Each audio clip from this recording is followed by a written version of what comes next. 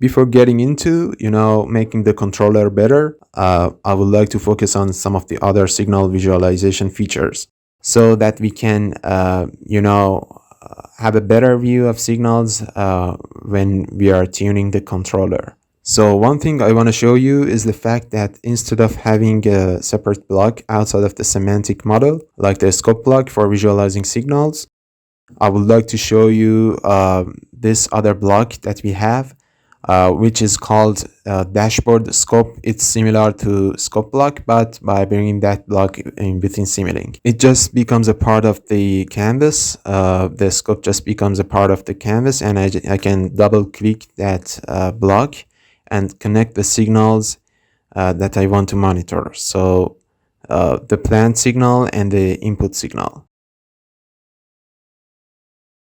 All right, so press OK and run the simulation. So this way, you don't have to open up the scope block in order to see the results. You can view the results directly in the canvas. So I guess what I would say about this is you have the option of what you want to do. Because some people might look at this and say, wow, this is great. I always want to see the results directly on the model itself. But you got to realize that taking up some real estate on your model, for our simple model here, that's fine. But your models are eventually going to get larger, so having the scope block as a kind of a small way to get into it, there's another way to go. So it depends on your preference and the type of model you are working with. And definitely scope block does have some other benefits, like if I just click the stepping options and enable stepping back and choose the stepping back here by number of steps, I'm just choosing 50, and I can actually ask Simulink to pause my simulation when the time reaches 5.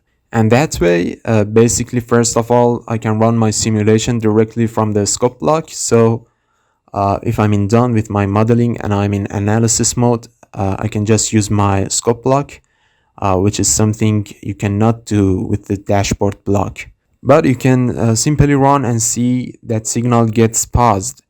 And in this case, you can use other things like cursor measurements, and that will bring in, because of measurements that you want to analyze that signal and so on. It's useful when you are just doing signal analysis and there is an interesting data point that you want to analyze, but if you are not into analysis and you are still in design or exploratory mode, you can still use the canvas, use the dashboard block. It also pauses. I'll just pause. That's my simulation, so I can actually use a step forward and a step forward each time a step, or go back in time, and that way you can look at how this value is changing at every event. That is used for us at debugging tool in our simulation is only going for 10 seconds, and if it would be longer, maybe that would have a few more steps. Actually, we could change that. So if we change that to like 30 seconds, and right now we are in the previous simulation, so press play. Now again, pause at 5 seconds, and if I do a step forward, so maybe if you stop it and go back into the stepping parameters here, change that the move back and forward to 10, maybe that was too many.